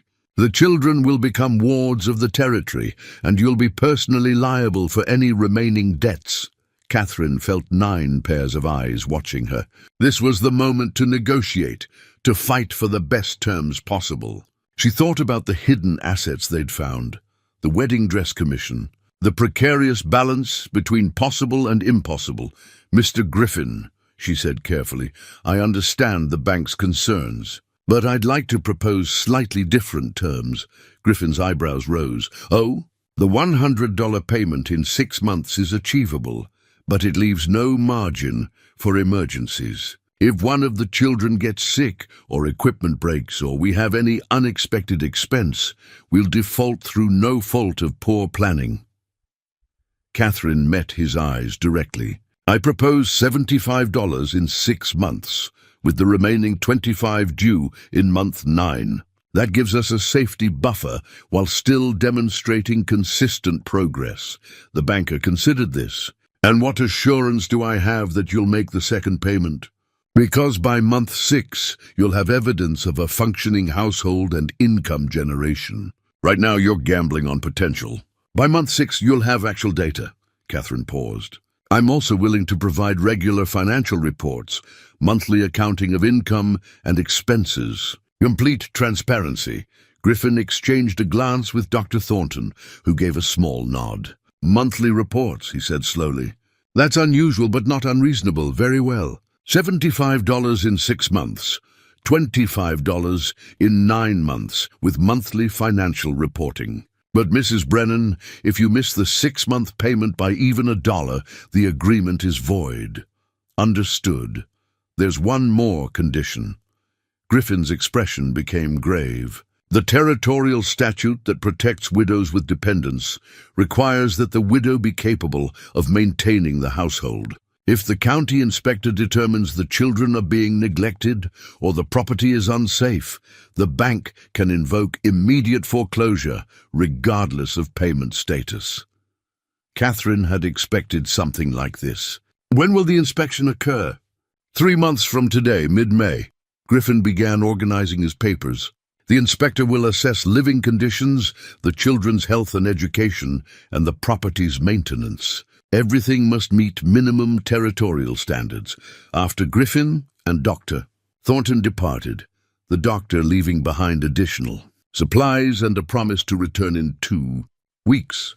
Catherine gathered the children around the table and laid out the situation with complete honesty. We need $75 in 6 months, she said. That's roughly $12 to $13 per month. The work I'm doing for Mrs. Hutchison will bring in money, and Daniel's wages will help, but it won't be enough by itself. We need more sources of income. I can trap more, Thomas offered quietly. Sell the furs. That's good, but fur prices are low this time of year. Catherine looked at Sarah. Can you cook well enough to sell baked goods? Sarah looked uncertain. I can make bread and simple things, but nothing fancy. Fancy isn't necessary. People need basic bread and rolls. If we can produce enough, we could sell to the general store in town or directly to families. Catherine made a note on her paper. Rebecca, you know about plants and natural remedies. Could you gather and prepare herbs for medicine? Rebecca nodded slowly. Ma taught me. Willow bark for pain, mint for digestion, chamomile for sleep. Things like that. But I don't know if anyone would buy them. Dr. Thornton might, Catherine said. She mentioned the difficulty of getting medical supplies out here. Even basic remedies would be valuable. She turned to the twins. Matthew, you said Matthew is good with repairs. What if we offered fix-it services? People always need things mended, especially after winter damage. Michael translated for his silent brother, using a series of hand gestures Catherine was beginning to recognize. Matthew nodded enthusiastically and made a hammering motion. He says he can fix almost anything if he has the right tools and materials, Michael interpreted. Emma, holding baby Joseph, spoke up. I can mind children. Mrs. Hutchison has a baby, and so do some other families. Maybe they'd pay for someone to watch little ones while they work. Catherine looked at the 8-year-old, who was already caring for a 2-year-old with practice competence. It seemed wrong to put more responsibility on such young shoulders, but Emma's offer was practical. That's a good idea, but only if the work is safe and the families are trustworthy. For the next 2 hours, they brainstormed and planned. Every child had skills or could develop them. Every skill could potentially generate income. It wouldn't be easy. In fact, it would require everyone working at capacity with no room for error, but it was possible. Catherine created a chart on a piece of precious paper, dividing it into columns: source of income, estimated monthly earnings, and status. By the time she finished, she had wedding dress for Margaret Hutchison, $30, one time, 8 weeks. Daniel's wages from Hutchison Ranch, $2 week substitution. 8-month additional sewing commissions, if she could find them. 5 10-month Sarah's. Baked goods, 2 3-month Thomas's. Furs and trapped game. 1 to 2-month Rebecca's medicinal herbs, or 1 2-month Matthew's. Repair work, 1 to 3-month Emma's. Childcare, 1 2-month total. Potential monthly income, 2132's. Depending on demand and success, they needed $12.50 per month to meet the 6-month goal, with additional funds for supplies and emergencies. The numbers were tight but achievable if everything went according to plan. The problem was that nothing ever went according to plan. That afternoon, Catherine began teaching Sarah advanced baking techniques using the supplies Margaret Hutchison had provided. The girl was a quick learner, picking up the tricks Catherine had learned in Boston kitchens: how to make bread rise higher, how to add small amounts of herb flavor for distinction, how to shape rolls that looked professional. "We'll need to practice until you can make these in your sleep," Catherine said, watching Sarah knead dough. Consistency is what makes customers come back. While Sarah baked, Catherine worked on planning the wedding dress. She had taken basic measurements during the Hutchisons' visit, but she needed to see Margaret's daughter, understand her style preferences, and create something that would justify the generous $30 payment. Daniel had already started his work at the Hutchison Ranch, leaving before dawn and returning after dark, exhausted but carrying tales of competent management and fair treatment. "Mr. Peter is tough but clear about expectations," he reported. "Mrs. Margaret runs the household like a general, but she feeds everyone well. I'm learning a lot." Rebecca and Thomas spent their days foraging, despite the cold, bringing back willow bark, pine nuts, and whatever plant material might have medicinal or nutritional value. Rebecca was creating an inventory of remedies, carefully labeled in her neat handwriting, ready to present to Dr. Thornton on her next visit. The twins worked on repairs throughout the property, fixing the sagging barn door, patching holes in walls, securing loose shutters. Matthew's skill became increasingly evident as he transformed scrap materials into functional solutions. While Michael served as his voice and assistant, even little Grace helped, caring for the chickens and collecting the few eggs they occasionally produced now that conditions had improved slightly. Baby Joseph remained the household's challenge. At 2 years old, he needed constant supervision, regular meals, and attention that drained resources everyone else needed for productive work. But Emma handled him with patience that seemed impossible for an 8-year-old, creating games and songs that kept him occupied while allowing others to focus. Catherine divided her time between sewing, managing household operations, and teaching the children skills they'd need for their various enterprises. She taught Sarah about customer service and pricing. She showed Rebecca how to package herbs professionally. She helped Michael develop simple contracts for Matthew's repair work. They were becoming a business, not just a household. 3 weeks after Griffin's visit, Catherine made her first trip to town. Sarah stayed home to manage the younger children while Daniel was at the Hutchison Ranch, leaving Catherine with Rebecca and Thomas as escorts. Frost Hollow was larger than Catherine expected, maybe 300 people, with a main street featuring a general store, bank, saloon, church, doctor's office, and various smaller establishments. It was rough but functional, the kind of frontier town that served surrounding ranches and homesteads. Catherine's first stop was the general store, where she hoped to establish a relationship for selling Sarah's baked goods. The owner, Mr. Jeremiah Walsh, was a portly man in his 50s, who eyed Catherine with the suspicion reserved for newcomers and people who owed money. "Mrs. Brennan," he said flatly, "James owed me $60 when he died. I heard the bank bought up my note, but that doesn't mean I've forgotten. I'm not asking you to forget, Mr. Walsh. I'm asking you to do business." Catherine gestured to the basket she carried. "My sister-in-law makes excellent bread and rolls.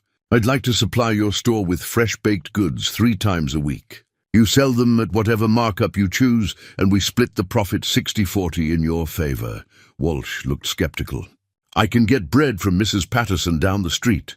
"Then you don't need mine." Catherine turned to leave. A calculated gamble. "Hold on." Walsh's business instincts were warring with his resentment. "Let me try it first." Catherine unpacked a sample loaf Sarah had made that morning, herb-infused bread that filled the store with an appetizing aroma. Walsh broke off a piece, chewed thoughtfully, and Catherine could see the moment his professional assessment overrode his personal feelings. "It's good," he admitted grudgingly. "Better than Patterson's, I'll give you that. 3 loaves per week, trial basis. If they sell, we'll talk about expanding." It was a start. Catherine moved on to her next target, Mrs. Helen Crawford, who ran a boarding house and always needed reliable supplies. By the end of the day, Catherine had secured 3 regular customers for Sarah's baking, sold 2 of Rebecca's herb remedies to Dr. Thornton, and arranged for Matthew to repair damaged furniture for the church in exchange for a small payment and good word-of-mouth advertising. She also learned something valuable. People were watching. The story of the mail-order bride who'd arrived to find 9 orphans had spread through the community. Some viewed her with sympathy, others with skepticism. Many were waiting to see if she'd succeed or fail, and Catherine understood that success here meant more than just financial survival. It meant proving that an outsider, a woman, someone with no experience in frontier life, could hold her own in a place that broke stronger people regularly. Walking back to the ranch with Rebecca and Thomas, Catherine reflected on how much had changed in 3 weeks. They still had almost no money. The debts were still crushing. The 6-month deadline loomed like a storm cloud, but they had a plan. They had products to sell. They had skills developing into businesses. Most importantly, they had something she'd never really experienced before: a team. 9 children and 1 stubborn widow working together toward survival. It wasn't much, but it was enough to make her believe that maybe, just maybe, they could actually pull this off. That night, as Catherine updated her financial records by candlelight, she calculated their progress. In 3 weeks, they had earned $14.50 from various sources and reduced their immediate expenses. Through foraging and careful management, they needed $75 in 6 months. They'd earned $14.50 in 3 weeks. If they could maintain that pace, they'd have approximately $87 by the deadline, enough to meet Griffin's requirement with a small cushion. The calculation assumed perfect conditions. No illness, no equipment failures, no unexpected expenses, no disasters. Catherine knew better than to trust such assumptions. Life had a way of destroying the best plans at the worst possible moments, but tonight, with 9 children sleeping peacefully and evidence of progress in her ledger, she allowed herself a moment of cautious optimism. They weren't beaten yet. Spring arrived not as a gentle awakening, but as a violent battle between winter's grip and warmer temperatures. The snow melted into mud that swallowed boots and turned the ranch yard into an impassable swamp. The roof leaked in 7 new places, forcing Catherine and the children to scramble with buckets and makeshift patches. The chickens finally began laying again, but a weasel got into the coop one night and killed 4 before Thomas managed to trap it. Catherine stood in the muddy yard 6 weeks after Griffin's visit, staring at disaster. The pregnant pig had died during the night, taking her unborn piglets with her. That represented food they desperately needed and potential income from selling the offspring. Now it was just another loss in a growing list. Mrs. Brennan. Sarah stood in the doorway, her face pale.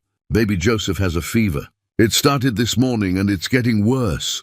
Catherine's stomach dropped. Illness, the one thing they absolutely couldn't afford. She hurried inside to find Emma rocking the toddler, whose face was flushed and hot to the touch. His breathing was labored, his eyes glazed with fever. "How high?" Catherine asked, pressing her hand to his forehead. "Too high," Emma said quietly. "I've been trying to cool him with wet cloths, but it's not helping much."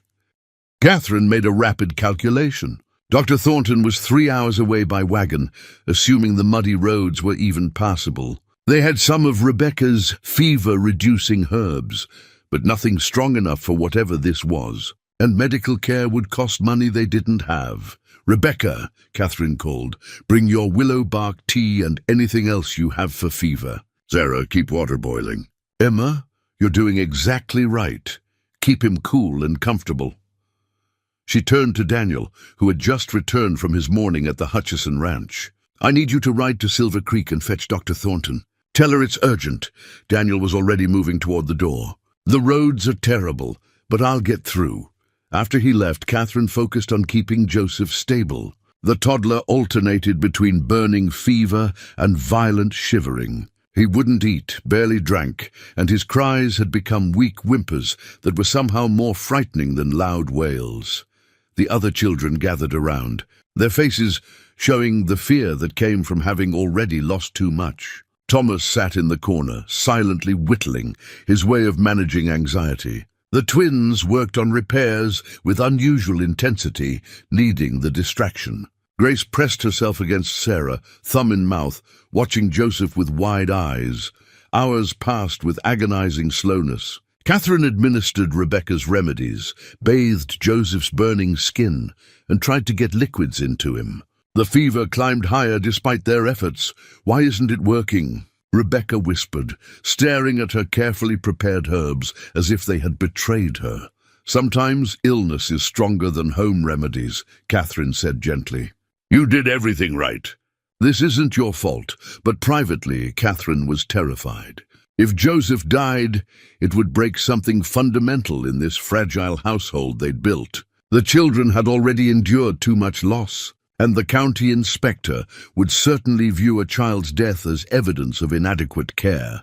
Regardless of the medical realities, Daniel returned near sunset with Dr. Thornton, both of them mud-splattered and exhausted from the difficult journey. The doctor immediately took charge, examining Joseph with professional efficiency. "Pneumonia," she announced after several minutes. "Early stages, but definitely pneumonia. The next 48 hours are critical. What does he need?" Catherine asked. "Warmth, fluids, and this." Dr. Thornton produced a small bottle from her bag. "Medicine that costs money I assume you don't have. But Joseph's life is more important than your accounts, so he's getting it regardless. How much do I owe you?" "We'll settle up later. Right now, let's focus on keeping this child alive." Dr. Thornton began administering the medicine while explaining the care regimen to Catherine. "Someone needs to be with him constantly. If his fever spikes higher or his breathing worsens, you come get me immediately, roads or no roads." For 2 days and nights, they maintained a vigil. Catherine, Sarah, and Emma took turns sitting with Joseph, monitoring his fever, forcing medicine and water into him, keeping him warm and comfortable. The other children tiptoed around, speaking in whispers, helping however they could. Catherine barely slept, stealing minutes of rest in the chair beside Joseph's makeshift sickbed. During those long, dark hours, she confronted her own limitations. She couldn't control illness. She couldn't protect these children from every danger. She couldn't guarantee success, no matter how hard they worked or how carefully they planned. All she could do was fight with everything she had and hope it was enough. On the third morning, Joseph's fever broke. His eyes cleared. He took water without resistance, and he even managed a weak smile when Emma sang to him. Dr. Thornton, checking on him after another muddy journey from town, pronounced him out of immediate danger. "He'll need careful monitoring for another week, but he should recover fully," the doctor said. Then she turned to Catherine with a serious expression. "We need to discuss payment. The medicine alone was $8. My visits and consultation bring it to $12 total. $12. Nearly a month's worth of their income projections." Catherine felt the financial ground shifting beneath her feet. "I'll pay you." "It may take time, but I'll pay every penny. I know you will." "I'm not worried about that." Dr. Thornton packed her medical bag. "But Catherine, you need to understand something. You're operating on the edge of disaster. One more serious illness, one major equipment failure, one bad storm, any of those could push you over the edge into failure." "I know. Do you?" "Because I'm not sure you've fully accepted how precarious this situation is." The doctor's voice was kind but firm. "You're doing an admirable job. The children are healthier than when you arrived. The household is functioning. You're generating income. But you're one crisis away from losing everything, and crises are inevitable out here." Catherine knew the doctor was right. They had been fortunate so far. The pig's death and Joseph's illness were setbacks, but manageable ones. A truly catastrophic event would destroy them. "What would you have me do differently?" Catherine asked quietly. "I don't know," Dr. Thornton admitted. "I'm not sure there is anything different you can do. You're already working at capacity. The children are contributing everything they can. You're generating income from multiple sources. You're managing expenses brilliantly. And yet—" She trailed off, leaving the thought unfinished. "And yet it might not be enough. That was the brutal truth hanging between them.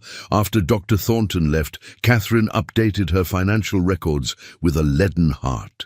They had earned $52.30 in 6 weeks through various enterprises.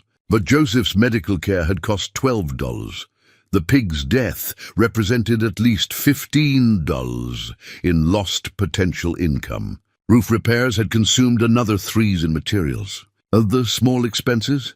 Replacement tools, supplies for Sarah's baking, fabric for minor sewing jobs, added up to another $4 net progress after 6 weeks, $18.30, toward their $75 goal.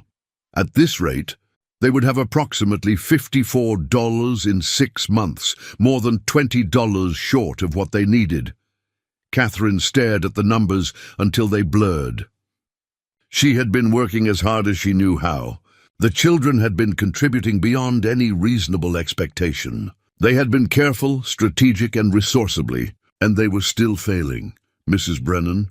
It was Rebecca, holding her notebook as always. I've been thinking about our problem. Which one?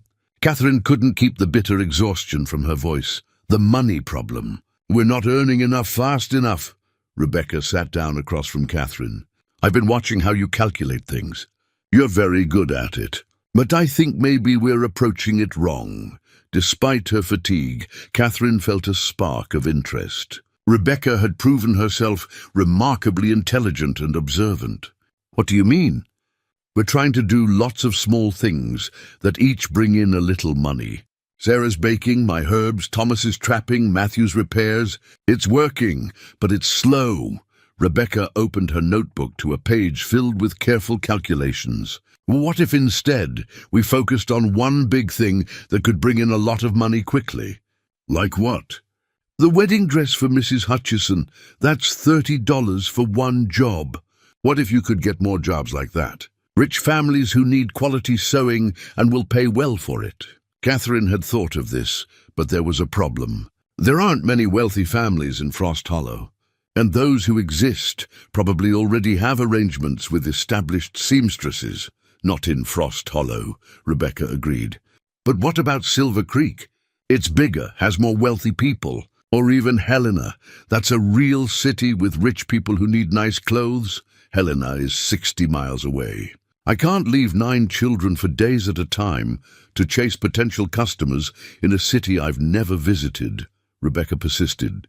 But you could send samples. Make something beautiful that shows your skill. Send it with a letter explaining your situation. People might respond to the story. Widow with 9 orphans trying to survive. It's compelling. Catherine wanted to dismiss the idea as impractical, but something about it resonated. She had been thinking too small, focused only on local opportunities, because that felt safe and manageable. But safe and manageable wasn't going to meet their deadline. It's risky, Catherine said slowly. Making sample pieces takes time and materials I might not be able to sell, and there's no guarantee anyone would respond. But the guarantee of our current approach is that we'll fail, Rebecca said bluntly. I've done the mathematics. Even if everything goes perfectly, no more illness, no more disasters, maximum income from all our sources, we'll still be short. We need something bigger. The girl was right, and Catherine knew it. They needed to take calculated risks, to reach beyond their immediate circumstances toward larger opportunities. All right, Catherine decided. I'll use some of my limited fabric to create sample pieces. A child's dress, a men's shirt, maybe a woman's bodice. Quality work that demonstrates skill. We'll compose letters explaining the situation and send them to wealthy families in Silver Creek and Helena. It may come to nothing, but it's a chance. Over the next week, Catherine worked late into the nights, sewing by candlelight after the children were asleep. She created 3 pieces that represented her best work: a little girl's dress with intricate smocking, a man's shirt with French seams and mother-of-pearl buttons salvaged from James's belongings, and a woman's bodice with boning and decorative stitching that elevated it beyond ordinary frontier wear. Sarah helped compose letters, her neat handwriting filling pages that Catherine dictated. Dear Madam, I'm a widow with 9 dependent children, working to maintain our household and honor my late husband's debts. Before coming to Montana, I worked as a seamstress for distinguished families in Boston, creating garments of quality and style. I'm writing to offer my services for custom sewing at reasonable rates. Enclosed, please find samples of my work. If you find the quality satisfactory, I would welcome the opportunity to create pieces for you and your family. It was part advertisement, part plea for help, part demonstration of capability. Catherine hated the vulnerability of it, putting their desperation on paper for strangers to judge. But Rebecca was right. Dignity wouldn't save them. Only income would. Daniel carried the packages to town during his next trip, posting them to 5 wealthy families in Silver Creek and 3 in Helena, whose names Dr. Thornton had provided. The postage alone cost $240, money they couldn't afford to lose if nothing came of it. It's an investment, Catherine told herself, watching her carefully hoarded dollars disappear into an uncertain gamble. 10 days later, the first response arrived. Mrs. Adelaide Winchester of Silver Creek wrote in elegant script, "Dear Mrs. Brennan, your samples demonstrate exceptional skill. I'm hosting a spring reception in 6 weeks and require appropriate attire. I would like to commission 2 afternoon dresses and a formal evening gown. Please visit at your earliest convenience to discuss designs and take measurements. My husband will compensate your travel expenses in addition to payment for the garments. Yours truly, Adelaide Winchester." Catherine read the letter 3 times, hardly believing it. 3 garments. At Boston prices, that would mean at least $60. Even at frontier rates, accounting for lower cost of living and limited competition, she might command $40 or more. "When did you plan to go?" Sarah asked, reading over Catherine's shoulder. "I didn't plan to go," Catherine replied. "I can't leave you all for several days while I travel to Silver Creek." "Why not?" "Daniel's here most evenings. I can manage the younger ones. Rebecca and Thomas can handle foraging and other tasks." Sarah's voice was matter-of-fact. "We survived before you came, Mrs. Brennan. We can survive for a few days while you do what needs doing." Catherine looked at the 12-year-old who had been forced to grow up far too fast. Sarah was right. They could manage temporarily. And this opportunity represented the kind of significant income they desperately needed. 3 days, Catherine decided. "I'll leave tomorrow, meet with Mrs. Winchester, take measurements, and return immediately. Daniel, I'll need to borrow the wagon and a horse. Sarah, you're in charge." Rebecca, help her with everything. "Michael and Matthew, keep working on repairs. Thomas, check your snares daily. Emma, watch Joseph carefully. If his symptoms return at all, send someone for Dr. Thornton immediately." The children nodded, accepting their responsibilities with the seriousness of soldiers receiving orders. That evening, as Catherine prepared for the journey, she reflected on how much had changed since that first desperate night. The terrified children who had greeted her arrival had become a competent team. The household that had been on the verge of starvation was now producing income and managing itself. The widow, who had known nothing about frontier survival, had learned to make impossible decisions and live with their consequences. They were still broke, still behind on their timeline, still one disaster away from failure, but they were fighting. And sometimes fighting was enough to change everything. Catherine packed her samples, her measuring tools, and her carefully rehearsed sales pitch. Tomorrow she would gamble on herself in a way she had never dared before, presenting herself not as a desperate widow begging for work, but as a skilled professional offering valuable services. It terrified her. But terror, she had learned, was just another obstacle to overcome. Catherine's trip to Silver Creek proved more successful than she had dared hope. Adelaide Winchester was a woman of refined taste and substantial means, wife to a silver mine owner who had struck it rich during the territory's boom years. She commissioned not 3 but 5 garments, 2 afternoon dresses, an evening gown, a traveling suit, and a spring coat for a total of $65, with half paid up front as material deposit. Mrs. Winchester also introduced Catherine to 2 other wealthy women who each placed orders. By the time Catherine returned to the ranch 3 days later, she had secured commissions totaling $98, with $52 paid in advance. The children greeted her return with obvious relief. Sarah had managed the household competently, but the weight of responsibility had left visible strain on her young face. Thomas had caught 2 more rabbits. The twins had completed repairs on the barn roof. Emma reported that Joseph was continuing to improve. Everything had functioned in Catherine's absence, proving they were becoming genuinely self-sufficient. $98, Catherine announced, spreading the advance payments on the table. If I can complete these orders on time and to satisfaction, we'll exceed our 6-month goal. The children stared at the money, more cash than they had seen since James's decline had begun. It represented security, possibility, hope made tangible, but Catherine knew better than to celebrate prematurely.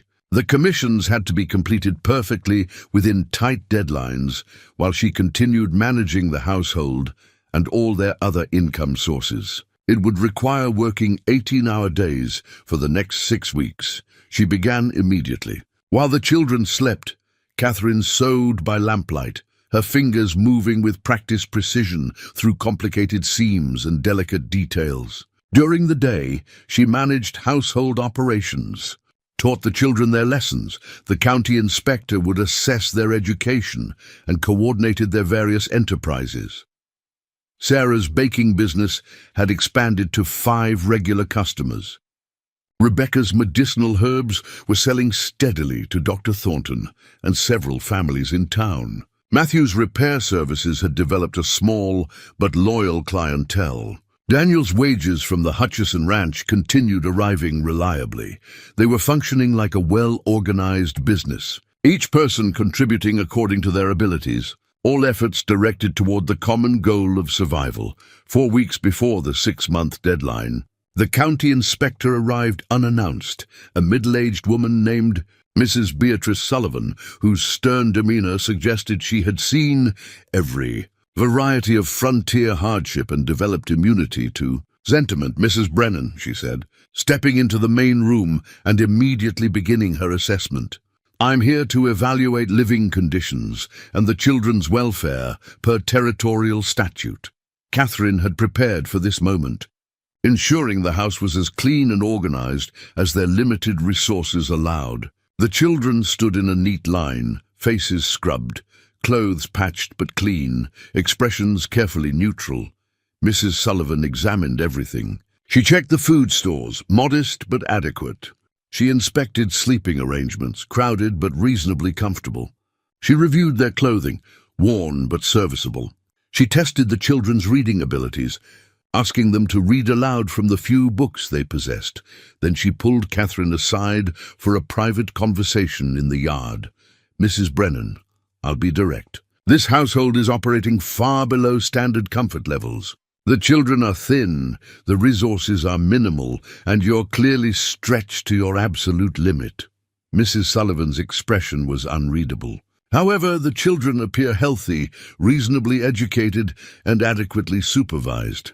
More importantly, they seem happy, which is unusual for children in such difficult circumstances." "They're remarkable children," Catherine said quietly. "They are. But the question before me is whether they're better off here or in territorial institutions where they'd receive guaranteed food, shelter, and education." Mrs. Sullivan paused. "What would you say to that?" Catherine chose honesty. "They'd be separated. Daniel would go to a work farm. The older girls might find domestic placements. The younger ones would go to orphanages. The twins would likely be split up because most families won't take 2 boys together. Maybe Joseph might be adopted, but probably not with any of his siblings." She met the inspector's eyes directly. "Yes, they'd have guaranteed meals, but they'd lose each other. And for children who've already lost their parents, losing their siblings would be devastating." Mrs. Sullivan nodded slowly. "I agree. Which is why my report will state that the children are adequately cared for and the household is functional, conditional upon continued financial stability." She pulled out a document. "I understand you have a 6-month deadline with the bank. If you meet that obligation, the territory considers this placement satisfactory. If you fail, we'll reassess the situation. After the inspector left, Catherine sagged against the doorframe, relief and exhaustion flooding through her. They had cleared one hurdle. Now they just had to clear the final one. The next 4 weeks blurred into an endless cycle of sewing, managing, teaching, and survival. Catherine completed Mrs. Winchester's garments first, delivering them personally and receiving praise that led to 3 additional referrals. Each new commission brought more income, but also more pressure. Her fingers cramped permanently. Her eyes burned from close work in poor light. She lost weight she couldn't afford to lose, surviving on whatever the children didn't finish because food remained scarce despite their improved circumstances. But the ledger numbers climbed steadily upward. With 1 week remaining before the deadline, Catherine tallied their final count, Daniel's wages. $64, 16 weeks at 4 week. Margaret Hutchison's wedding dress. 30 Sarah's baking. $18 total Catherine's sewing commissions. $127. Some orders completed, others paid in advance. Rebecca's herbs. 11 Thomas's furs and game. 8 Matthew's repairs. 14 Emma's childcare. 6 miscellaneous sales. 4 total income. 282 expenses paid, Dr. Thornton, Joseph's care, 12 supplies and materials, 47 emergency, repairs, 18 food purchases, 31 miscellaneous necessities, 23 total expenses, 131 net available, or 51. They needed 75. They had 151, enough to meet the bank's requirement with $76 remaining for emergencies and future. Payments. Catherine stared at the numbers, hardly believing they were real. Against impossible odds, with no safety net and one disaster after another, they had done it. On the morning of the deadline, Catherine dressed in her best remaining dress and rode to town with Daniel. Leonard Griffin received them in his office, his expression professionally neutral as Catherine placed $75 in cash on his desk. "6 months ago, you gambled on us," Catherine said. "This is proof your gamble paid off." Griffin counted the money carefully, then produced a receipt and updated ledger. "Mrs. Brennan, I'll admit I didn't expect to see you here today. Most widows in similar circumstances fail within 3 months." He filed the papers with precise movements. "You now have 2 years to pay the remaining mortgage balance of $225, plus the additional $25 due in 3 months. Can you maintain this trajectory?" "Yes." Catherine's voice held certainty born of evidence. "We've established multiple income streams. We've proven we can work together effectively. We have satisfied customers and growing reputations in our various enterprises. We won't just maintain this trajectory, we'll exceed it." Griffin's stern expression cracked slightly. "I believe you will. I'm authorizing the bank to consider your mortgage in good standing, pending continued, regular payments." He extended his hand. "Congratulations, Mrs. Brennan. You've accomplished something quite remarkable." Walking out of the bank, Catherine felt lighter than she had in months. They weren't safe, not completely. They still owed $250 total, still operated on thin margins, still faced constant challenges. But they had proven they could survive. They had demonstrated their viability not just to the bank, but to themselves. Daniel walked beside her, his young face showing pride and relief. "We did it," he said wonderingly. "We actually did it." "You did it," Catherine corrected. "You and your siblings. I just helped organize your efforts." "No." Daniel stopped walking, forcing Catherine to face him. "Before you came, we were dying slowly. Sarah and I tried our best, but we didn't know how to plan or prioritize or think beyond the next meal. You taught us that survival isn't just about working hard, it's about working smart. You gave us something to build on." Catherine felt emotion tightening her throat. 6 months ago, she'd been a seamstress with no family and no prospects, riding a train toward an uncertain future. Now she had 9 children who depended on her and whom she had come to love with fierce protectiveness. She had a household that functioned. She had skills she'd never known she possessed. She had proven to herself that she was capable of far more than she'd ever imagined.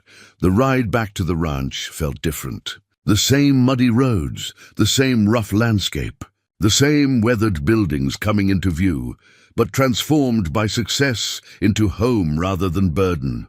The children were waiting on the porch, their faces anxious until they saw Catherine's expression. Then Sarah was running toward them, and the younger ones followed, and suddenly Catherine was surrounded by children celebrating with the pure joy of crisis averted. That evening, they held a modest celebration. Sarah baked a special cake using precious sugar and eggs they had saved. Rebecca contributed herb tea that tasted almost festive. They sat around the table, all 10 of them, and for the first time since Catherine's arrival, no one looked hungry or frightened or defeated.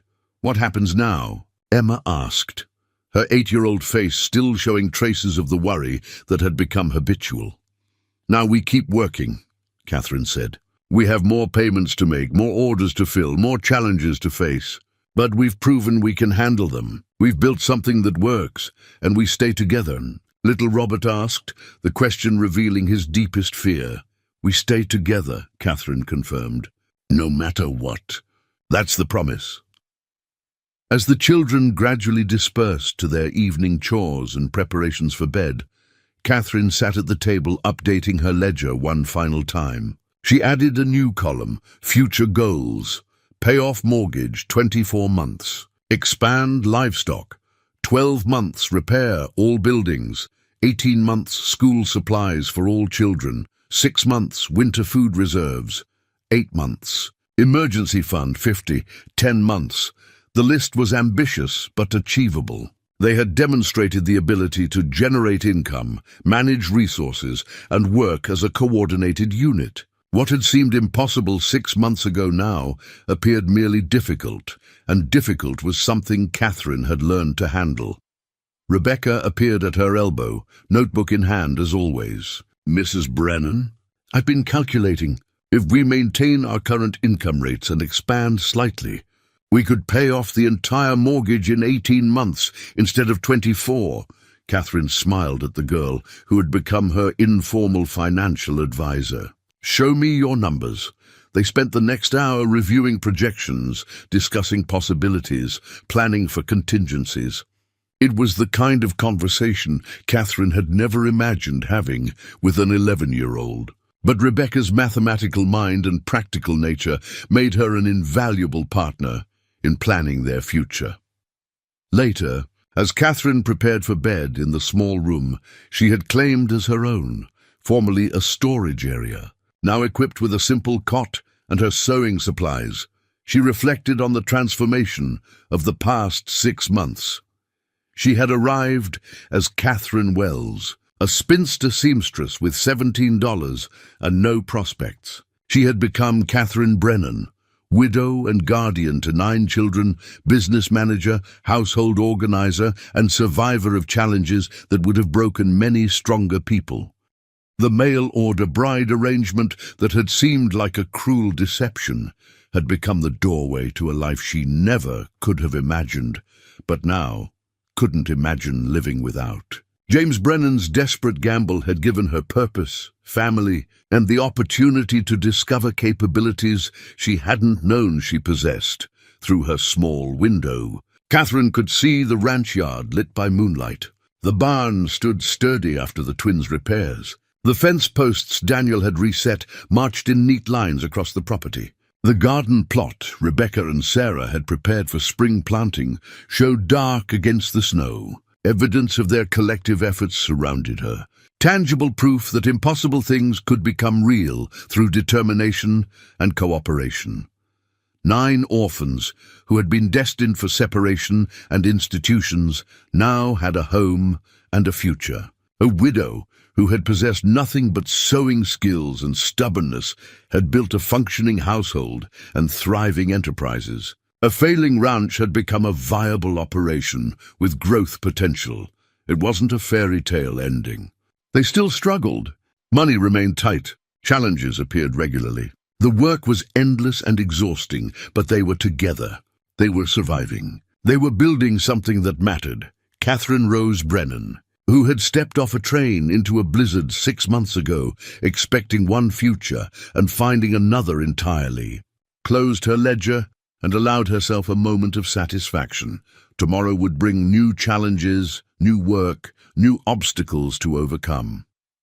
But tonight, 9 children slept safely under a roof they would not lose. Tonight, the impossible had become possible through nothing more miraculous than hard work, careful planning, and the fierce determination of people who refuse to give up. And sometimes, that was the greatest miracle of all. The mail-order bride who had arrived to find 9 frozen orphans. No food and no hope had changed everything, not through some dramatic rescue or sudden windfall, but through the daily decision to stay, to fight, to build a future one small victory at a time. It was enough. Against all odds, it was exactly enough. Up next, you've got 2 more standout stories right on your screen. If this one hit the mark, you won't want to pass these up. Just click and check them out. And don't forget to like, subscribe, and turn on the notification bell so you don't miss any upload from us.